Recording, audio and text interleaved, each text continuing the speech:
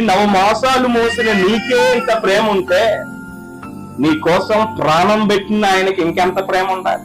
అందుకే ఈరోజు నీతో మాట్లాడుతున్నాడు.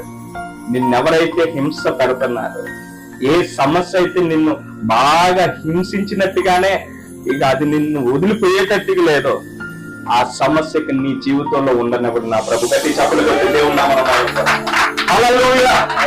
ఆ సమస్య నీ జీవితంలో ఇక ఉండనివ్వడు. నీ మీద దేవునికి ఒక అపారమైన ప్రేమ ఉంది ఆయనకి. నీకు తెలియదు ఆయన ప్రేమ ఏంటో, ఆయన మనసు ఏంటో నీకు అర్థం కాదు.